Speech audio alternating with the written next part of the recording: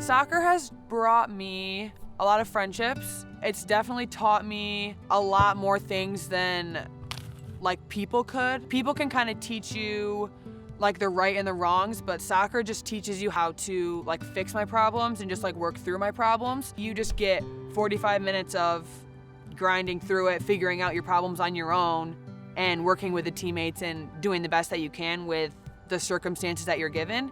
So I think it's definitely taught me how to like come together with the people on my team and just kind of like attack problems, not run away from them and wait for someone else to answer them for me.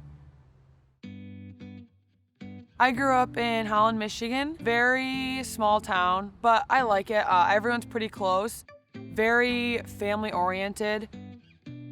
It was something that's helped me shape who I am today. Being that close with everybody, and my whole family lives like 5 to 10 minutes away. So being able to go to my grandma's every Sunday after church and my other side on Mondays just gave me like a sense of like what family really is, and that has kind of definitely helped me and gave me my morals and made me who I am today. My parents both played sports in college. My dad went to Central and played football there, and then my mom ran track at Grand Valley. So they kind of introduced me at a young age, never like forced me into anything, just kind of like introduced me to everything at once, and then I got to kind of choose from there. I played 3 years up when I was in 5th grade, I think. So I was playing with like 8th graders at that time. That was kind of at like a smaller travel team like at my hometown. And then I started to take it like a lot more competitively, and I played for like Midwest United and crew and all of that stuff. It just gives me something where I can kind of just like shut my mind off and like go do my thing, not worry about school or anything else that's going on, and it's just like my like outlet. Let's put this in the context of what we're trying to do as we build over to the field, okay? On the offensive side of the ball. I really liked the family atmosphere here, especially talking to like Tom, Tammy, and Stacy.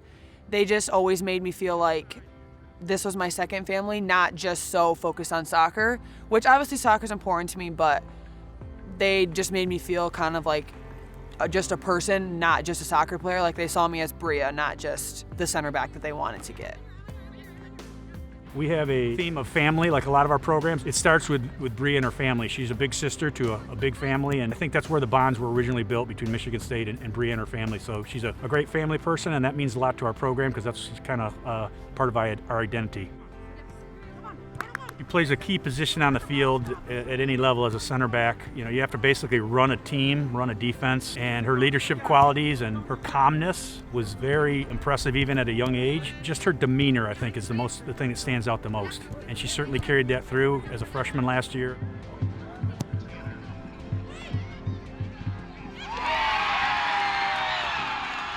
Being named all Big Ten freshman kind of just was surreal. It made me realize that all my hard work and my teammates' hard work has paid off. Garcia, hands raised in the air. In comes the delivery. Schrotenboer! And Midwest United have their noses in front in the 23rd minute. That's what it means to score in the Development Academy Championship. I play on the U19 women's national team.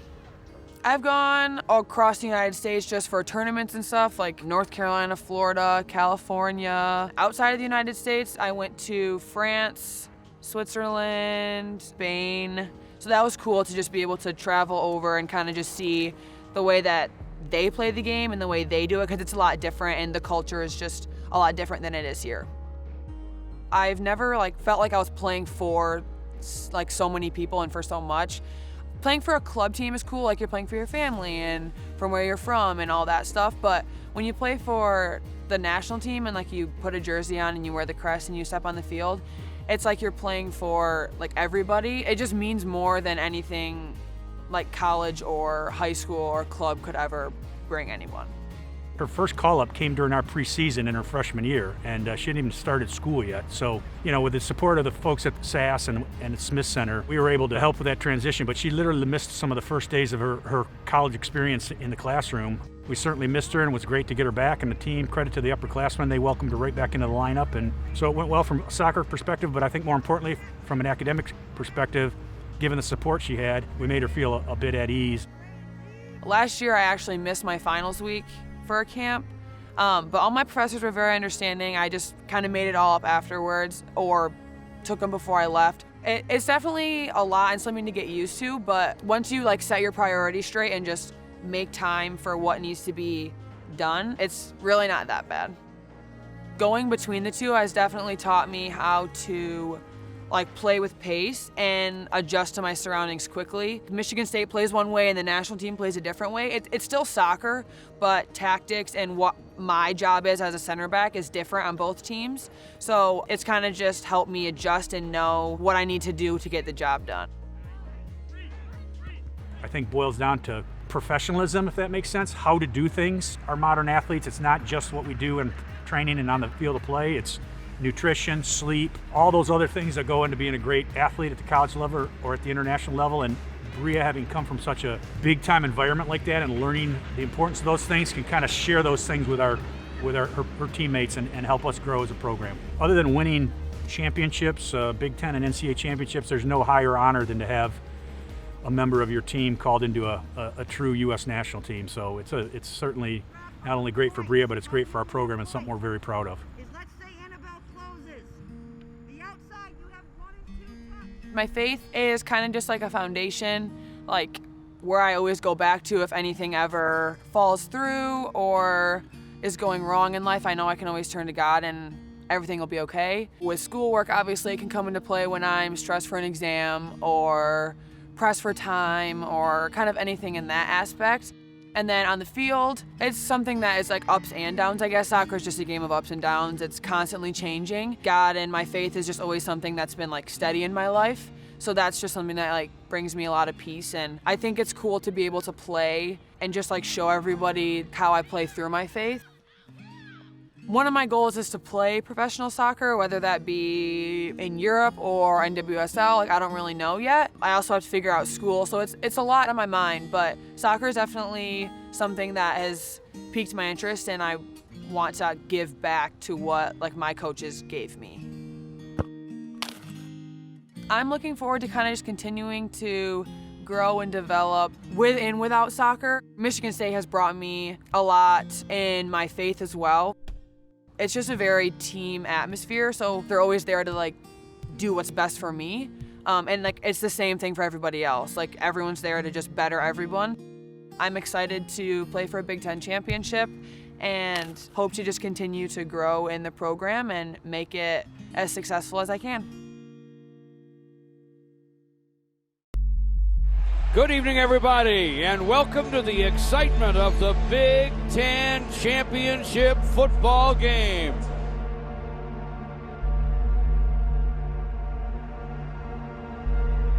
Coming to you tonight from Lucas Oil Stadium in Indianapolis, 67,000 and change shoehorned in here. This is a very, very tough ticket. It's the third Big Ten Championship football game. The Spartans will now have played in 2 of the first 3. Electric atmosphere here at Lucas Oil Stadium. The Michigan State Spartans feel that they can beat the best. They want to play the best. They'll get their chance with these Ohio State Buckeyes. It cannot stop us. It won't stop us. It will not stop us at all. Go, man. Hold each other down. Do what y'all do. And now this year, the Ohio State Buckeyes, winners of 24 in a row and 8-0 in the Big Ten, face the Spartans, who are 11-1 and 8-0 in the Big Ten. Jason Strayhorn in what shapes up to be one whale of a football game. Coach K told you to mention this earlier in the week. This game changes your whole life. Let's get it going, guys. Up front. Let's get it going. Run the football. Now it's time. We're out 10 minutes, guys.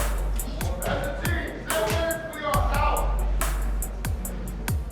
There is a time for everything, and now's the time.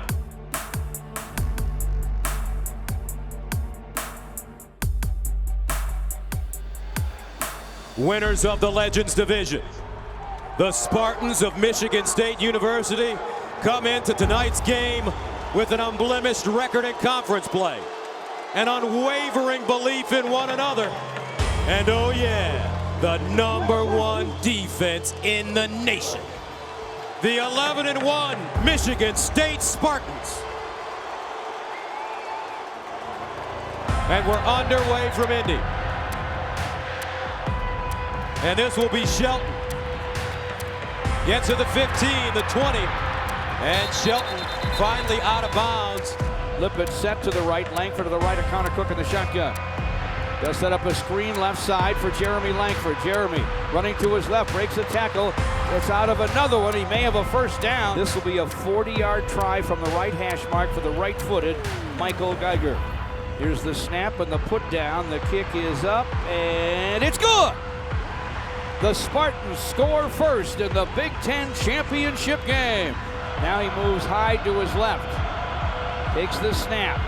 Has some time. Now he's going to be flushed out of the pocket, and it'll be rolled down. The Spartans get a sack from Ed Davis. Cook. And Cook looking. Caught! Mumphrey down the sideline. Sparty's got 72 yards. Takes the shotgun snap. Feels some pressure. He's hit. The ball's on the turf. He does recover, but he's all the way back at his 31 or 32-yard line. This might be a time to take a shot. First down and 10 at the Ohio State 33. Cook dropping back deep. He'll take that shot. Lippett! Touchdown, Spartans! Tony Lippett with the catch. Touchdown, MSU. Caught it over safety, C.J. Barnett. A 33-yard score. Connor Cook to Tony Lippett, his first TD catch of the year.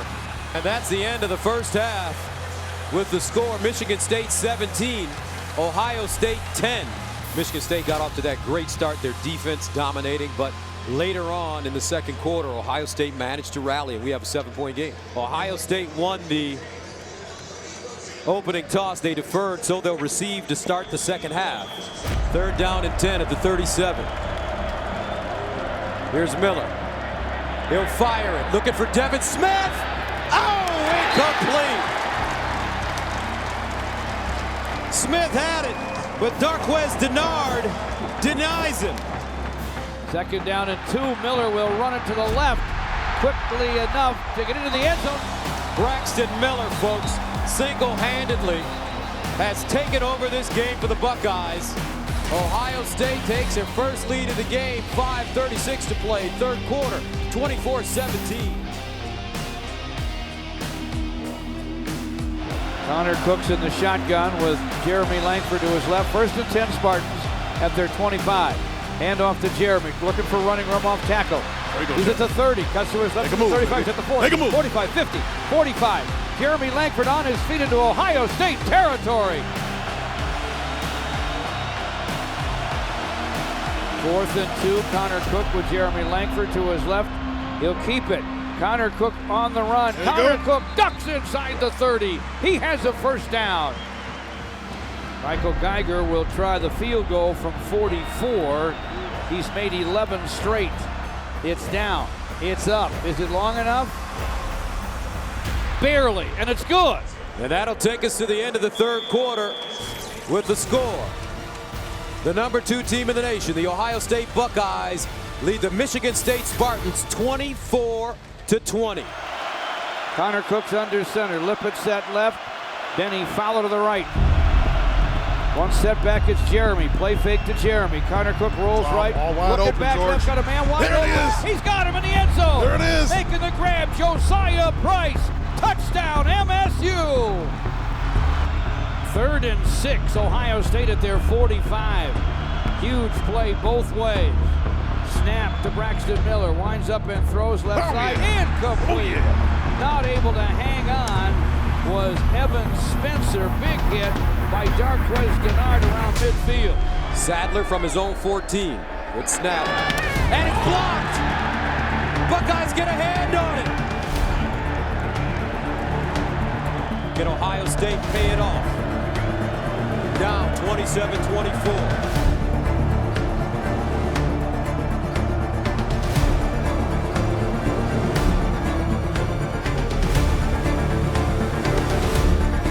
Spencer set short side right. Braxton Miller will run that way. He's hit down. He didn't make it. He is hit down. Didn't make it. Denikos Allen with the play of the night for the Michigan State Spartans. Down, down, down goes the Buckeye. Offset eye left, Pendleton in front of Jeremy. Hand off to Jeremy, up the gut to the 15. He's on his feet, George. He's on his feet. He's into the end zone. Touchdown MSU. The Spartan sideline explodes. Everybody in green and white at Lucas Oil Stadium going crazy. Jeremy Langford up the gut for 26 and probably a game-clinching touchdown. With 4 wideouts, they keep Hyde into the left of Braxton Miller. 4th down and 10 at their 46. Braxton Miller throws incomplete. Incomplete at the 40-yard line to Jeff Hireman. Curtis Drummond on the coverage. And let the dancing begin. It's all over, George. And 13 to go in the Big Ten championship game. They did it. The Spartans 34, Ohio State 24. I mean, a lot of people here getting emotional, George. Including Jason Strayhorn, and I don't blame him. The Spartans are going to win their 8th Big Ten championship. They take the pigskin with 1:13 to play with a 10-point lead over Ohio State. Said it, man. 25 is a number that's just not going to happen. Team of destiny, as Coach D'Antonio said to these guys a year ago at the banquet, you're the ones. And then, George, what they were. It's their 23rd first down of the day. This will be their 8th Big Ten championship. Book your tickets to Pasadena. Hey, and all alone Big Ten champions. The Spartans have put the Buckeyes away. Beautiful scene down there. Connor Cook takes a knee, and the celebration begins. The Spartans will head to the Rose Bowl as undisputed Big Ten champions. They down the Buckeyes 34 to 24. Let's go to Otis Wiley with offensive line coach Mark State. And coach, in the first half of this game, our offense controlled the tempo. We got 17 points in the first quarter. How did we lose momentum and how we gained it back? Well, here's what we told them at halftime, Otis. We said, hey, you get 17 this half, we're going to win this game. We're going to Pasadena. We got 17 this half. At the end of the game, we pounded. We put it in Jeremy's hands. Connor did a super job throwing the ball. Thanks, Coach. Back to you, Georgia Jason. I got one more thing for you. All right, this week was a 15-rounder. Ohio State wasn't ready for it, baby. Rose Bowl, pound, goody pound. Check out our ring. We're going to have a little fat gang on the finger. A little fat pack. Hey, man, it's a great opportunity. I'm happy that we made it. I love my brothers, and I'm happy that they were here to celebrate this with me. Because, man, hey, ain't nobody worked as hard as we did. This game was a game of toughness, and we came out and we showed it. I thank the offense for everything that we did, everything that they did. I'm telling you, the defense, we're going to dominate the Rose Bowl. It's time to go there. It's time to get back. Let's go. Yeah, baby, yeah, we going on that.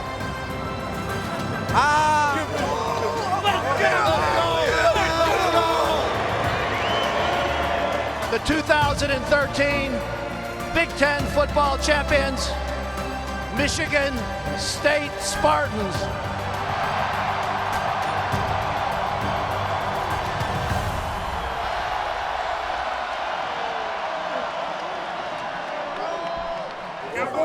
Let's go, baby. Let's go. We earned it. We earned it. Let's count it out.